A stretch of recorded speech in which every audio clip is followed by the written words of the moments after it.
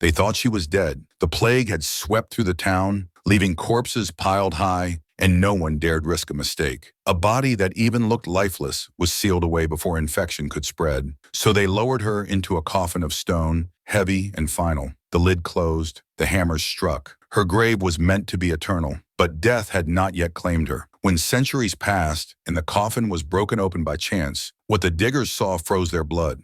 Her fingernails were carved into the lid itself, gouging the rock with desperate, bloody trails. The underside was smeared with torn skin, with scratches so deep they looked like writing. She had awoken in the dark. She had fought. She had screamed, but the stone swallowed every sound. Imagine her heartbeat rising in that airless chamber. Imagine her lungs clawing for one more breath as her hands clawed for one more chance. And ask yourself, was she the only one? The plague left little time for mercy. When a town heard its bell toll, they didn't gather to mourn, they gathered to bury. Caravans of death carts clattered through narrow streets, filled not only with the fallen, but with those who had collapsed and seemed fallen. In the rush to contain contagion, seemed was enough. No doctor leaned close to listen for breath. No priest lingered to test for warmth. Fear made corpses of the living. And this is where the nightmare begins. The woman sealed into the stone coffin, her name has gone to history. Her family name, her voice, her age, all erased. What survives are her actions in those last moments. Archaeologists did not find her peacefully arranged as the mourners had left her. They found her body twisted upward, her hands driven bloody against the rock, her jaw dislocated in what could only have been a scream that no one heard. But hers was not an isolated fate. Medieval Europe left behind whispers of buried alive tales so frequent they cannot all be dismissed as superstition. Gravediggers in later centuries recorded bodies discovered turned over in coffins, clothing shredded, skulls cracked against lids. In plague years especially, mistakes were common. Imagine hundreds dying each week. No one had the luxury of waiting 3 days to confirm. Priests hurried to prayers, families hurried to survival, and the unlucky were hurried into earth while still clinging to life. The stone coffin changed everything. Most coffins were wood, and wood splinters beneath nails. Wood leaves marks that decay, but stone preserves. It keeps the violence of last moments like a photograph carved in agony. When the lid was lifted, centuries later, the story of her suffering was etched clear as the day it happened. 10 fingers, 10 trenches in the unyielding rock. Blood soaked so deep it stained, even after the body was long reduced to bone. Picture the silence she faced. The coffin was too thick for sound to escape, but she would not have known that. She screamed until her throat gave way. She pounded until her fist tore open. The only witness was the stone itself. The lid became her diary, her final testimony. And still, she nearly made it. Some reports suggest her nails carved deep enough to loosen a section of stone. Just a fraction more strength, a fraction more air. And perhaps the story would have been one of survival instead of doom. Imagine how close she came. Imagine the agony of hope rising only to collapse into darkness. That final moment is where history froze her. This discovery shook those who uncovered it. It was not just a body, it was an accusation. Every gouge screamed of negligence, of a society too afraid of disease to wait for certainty. Those who buried her thought they were protecting themselves, but in truth, they had trapped her in the cruelest prison possible, one where life itself was the executioner. Now think of this. If one coffin revealed such horror, how many others remain sealed, silent, and unread beneath the ground? How many voices are still locked in stone, waiting for someone, someday, to hear their screams carved into the dark? The plague left monuments of fear everywhere. This coffin was only one, but it was the rarest kind of monument, the kind that does not honor the dead, but exposes the living. And it forces us to face a question history never answered. When the hammer struck that stone lid shut, how many eyes inside were still open? The stone coffin was not a lone whisper in history. It was part of a chorus, a chilling pattern that stretched across centuries. What happened to her could and did happen to others. In plague-stricken towns, there was no patience for second chances. A faint pulse could be mistaken for stillness. A shallow breath overlooked. Some victims were simply comatose from fever, their bodies conserving energy, waiting to wake. But waking in those days did not mean recovery. It meant finding yourself in the grave. Imagine the instant realization. Darkness absolute, the weight of stone pressing down, and a silence so complete it seemed to devour your screams. Survival instinct took over. People clawed, they bit, they rammed their heads against the unyielding ceiling of their prison. And in some cases, evidence remained. Chroniclers spoke of coffins unearthed with splintered lids, bones shifted unnaturally, corpses twisted into positions of frantic struggle. One 17th-century gravedigger in Germany wrote of a coffin opened for reuse that revealed a woman's body lying on her stomach, her arms stretched upward toward the lid, her face torn from biting wood. Another account from Italy described a plague pit where several skeletons were discovered entangled, some with arms locked around each other, suggesting they had awoken after being thrown together in haste. The horror of such discoveries was not lost on people of the time. It gave birth to legends. Vampires rising from graves, ghouls clawing out at night, the undead stalking villages. In truth, these were not monsters. They were victims, buried too soon. The scrape of nails, the muffled cry beneath the soil, the rattle in the earth. Those sounds became folklore because no one wanted to face what they really were. They were the last gasps of neighbors, family, perhaps even children, fighting in vain. And this is where fear twisted into invention. Some cultures began installing safety coffins, strings tied to corpses' fingers, leading to bells above ground, tubes for air, just in case. Wealthy families paid for such devices, terrified that their loved ones might suffer the same fate as those whose nails told stories in wood and stone. Cemeteries echoed at night with the quiet chimes of wind. Or was it someone alive, desperate for rescue? The coffin in stone, though, was worse. Wood at least offered a chance. A fist could break through. A muffled cry might seep into the air. But stone was final. Stone turned mistakes into death sentences. The woman who gouged her final plea into the rock had been given no chance at all. She had been sealed in silence, and still her presence lingered. When archaeologists pried open that coffin, they did not just find bones. They found themselves staring into her story. They could measure her terror in the grooves she left. They could calculate her desperation in the torn fingernails embedded in stone. They could almost hear the soundless scream that had shaken her chest until breath was gone.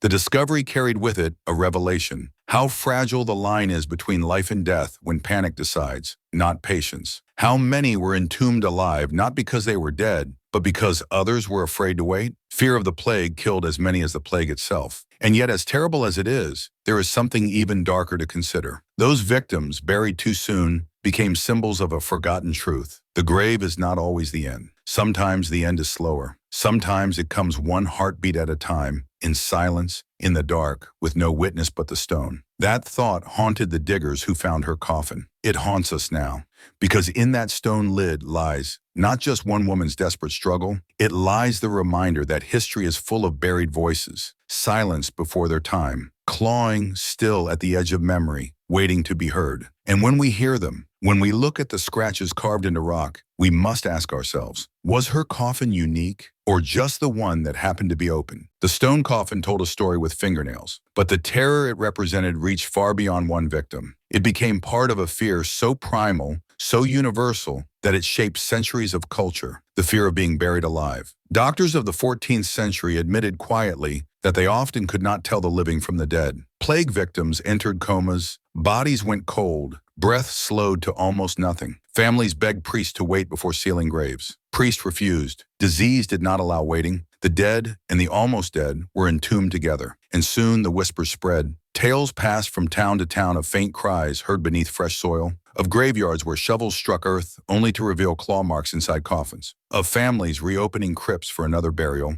only to find the previous occupant twisted and torn, evidence of struggle preserved in bone. These were not rare anecdotes. They became a genre of horror, carried in the minds of every villager who watched their loved ones lowered into the ground and wondered if they had truly gone. But memory is not enough for humans. Memory becomes story, and story becomes myth. The myths of vampires, creatures that rise from coffins to drink the living, may have been born from these mistakes. Imagine a body unearthed, lips torn and bloody from biting the coffin in desperation. Imagine villagers who see dried blood around the mouth and declare, "This one fed on the living." Imagine them hammering a stake through its chest, not to kill a monster, but to silence a human who had died horribly. History confuses the two, and fear writes the legend. It did not stop with vampires. Ghost stories, too, found fuel in the buried alive. A muffled cry in the night could be explained by restless spirits. Scratching sounds beneath floorboards could be mistaken for the dead trying to return. But what if, in some cases, they weren't spirits at all? What if they were echoes of the living, trapped too soon beneath the earth? This possibility haunted people so deeply that entire industries formed around prevention. By the 18th and 19th centuries, safety coffins were advertised widely. Some designs included air pipes and bells. Others had glass viewing windows, so caretakers could check for fogging breath. One inventor even proposed feeding tubes, so that if someone awoke underground, food could be lowered until rescue. And these weren't just eccentric curiosities. They were demanded. Families with means insisted on them.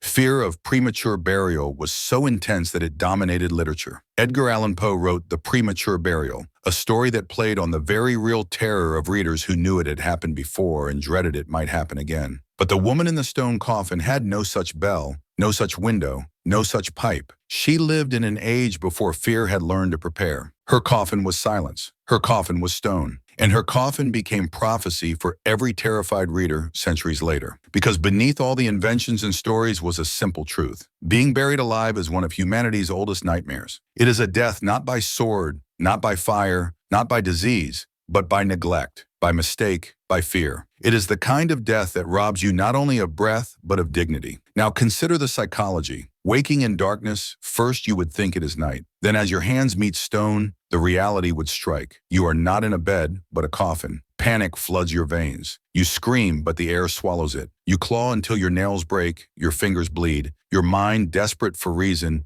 might convince you that someone will hear, someone will come. But as the air thins and exhaustion seeps in, hope turns to madness, and then, slowly, to nothing. The woman in the stone coffin lived this truth moment by moment. Her body, found twisted and marked, testified to every stage of her final struggle. She became the evidence for why fear of premature burial outlived the plague itself. But here is the most disturbing thought of all. She almost escaped. The depth of her gouges suggested progress. She had shifted the stone, however slightly. That sliver of hope, preserved in scratches, became the cruelest fact of all. If she had been given only a fraction more air, only a fraction more time, her story might have ended differently. Instead, her struggle became a warning carved in rock. And that warning lingered for centuries. Whenever bells rang above graves, whenever stories of vampires spread, whenever writers like Poe made readers shiver, they were all echoing the truth of one coffin, one woman, one scream sealed forever in stone. But the true horror is not just that it happened once. The true horror is this. How many coffins, still sealed beneath the earth, hold the same story? How many victims of haste, of fear, of plague, still lie in silence, their final fight never witnessed, their last cry never heard? The fear of premature burial may have given us vampires, ghost stories, and gothic tales. But for the woman who clawed against stone, it gave nothing. It gave only silence. And her silence is the loudest echo of all. The day the coffin was opened, the workers expected another relic of plague years. Bones stacked like records of suffering. Silence, dust, and decay. That was the routine of excavations in old European graveyards. Gruesome, but predictable. This time, the lid fought back. It was heavier than others, sealed more firmly. When it finally shifted, light poured into darkness for the first time in centuries. And what the diggers saw made them recoil. It wasn't the skeleton that startled them. It was the story the skeleton told. Her hands were not folded on her chest in prayer, as the living had arranged them. They were raised, clawing upward. Her nails, what remained of them, were torn and lodged into the stone lid itself. Bone dust and traces of dried blood clung to the gouges. The lid was not smooth. It bore lines. Lines like scratches on a prison wall, marks of someone counting the seconds, someone desperate to be seen. This was no peaceful death. This was war. The discovery spread quickly, whispered in taverns, written in journals, debated in scholarly circles. Was it proof of a burial alive, or could there be another explanation? Some argued the marks were made by gravediggers long after, by accident, but the placement, the blood, the broken position of her body told otherwise. The violence was from inside, and so she became a case study. Historians debated what her story revealed about plague-era burial practices. Doctors argued over whether comas could truly trick so many into thinking life was gone. Archaeologists saw her coffin as one of the rarest finds in burial history, preserved proof of humanity's greatest fear made flesh. But while scholars debated, ordinary people saw something else. They saw confirmation of a nightmare they'd inherited from their ancestors. They saw that the legends of premature burial were not exaggerations. They were not just ghost stories or tales for children by candlelight. They were real. Her coffin became a mirror. It reflected back the fear people already carried. It whispered, yes, this happened. Yes, it could happen again. And beyond the academic papers and debates, the image of her hands frozen mid-claw, her nails embedded in rock, spread through the imagination of everyone who heard the story. The coffin was no longer just an artifact. It was a symbol. It symbolized the cruelty of haste, the blindness of fear, and the fragility of human certainty. It reminded the living that even stone could not silence truth forever, that one day the lid would lift and the story would escape. For the archaeologists, the question was evidence. For the public, the question was survival. How many more coffins like hers waited beneath their feet? How many more victims had screamed unheard into soil and stone? And the more they asked, the more one terrifying thought grew louder. If her story was preserved only because the coffin was stone, then every wooden coffin in every forgotten graveyard might hold the same story, only erased, only gone. What they found in that stone was not just a body, it was proof that silence lies. Her coffin was stone, but her story seeped into everything that followed.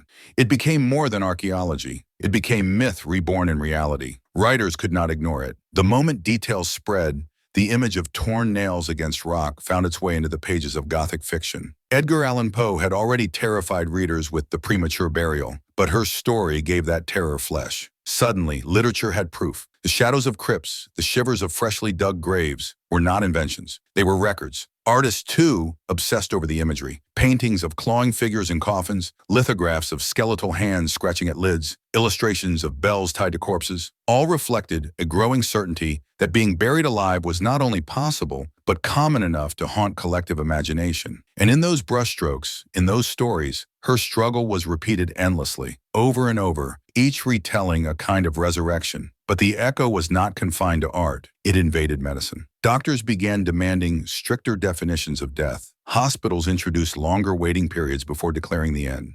Some cities even held dead houses, morgues where bodies were left for days, observed for any sign of movement. These changes came from centuries of mistakes, from whispers of coffins scratched bare, from stone lids gouged bloody. Her coffin had become a teacher, a cruel one. Yet despite all these lessons, the fear did not fade. If anything, it grew. The more proof surfaced, the more people feared it could strike again. Cemeteries became places of dread, not for spirits, but for silence. Families who visited graves no longer feared ghost rising. They feared discovering that someone they loved had never truly left. And in a way, that fear has never died. Even now in the modern world, the story of the stone coffin resonates. The thought that a mistake could trap someone in darkness still chills us. Even with advanced medicine, we still hear stories, rare but real, of people pronounced dead who later revive. They gasp on morgue tables, wake inside body bags, open eyes at funerals. These are not medieval myths. They are headlines. And when we hear them, we remember her.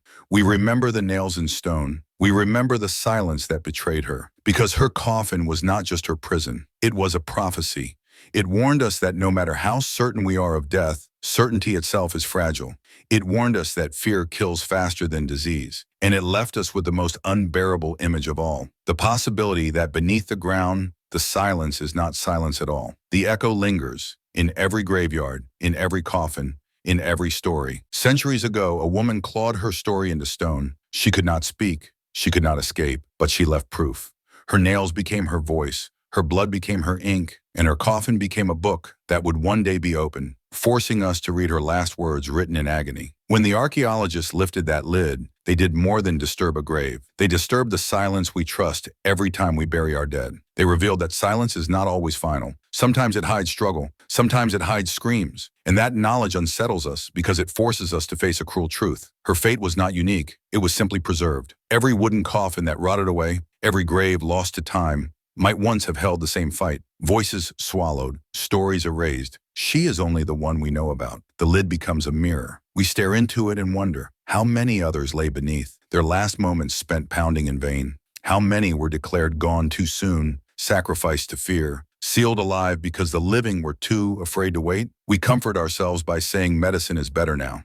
That certainty is stronger, but headlines still slip through. A man waking in a morgue, a woman gasping inside a body bag, a funeral interrupted by a sudden cough from the coffin. The nightmare still finds cracks to seep through. And if it can happen now, in hospitals filled with machines, how many times more must it have happened then, in plague years, in haste, in chaos. That stone coffin is not just her prison, it is our warning. A warning carved not in words, but in scratches, in silence, in the absence of air. Because if the plague could trick the living into burying their own alive, what could trick us today? What fears, what mistakes, what blind certainties might we seal into coffins without ever knowing? We like to think the grave is final, that when the lid closes, the story ends. But her coffin tells us otherwise. It tells us the story continues in darkness, with no one listening, until centuries later when the lid cracks open and the truth crawls back into the light. And so we end where we began, with a scream sealed in stone. But the scream is not hers alone. It belongs to all who were buried too soon,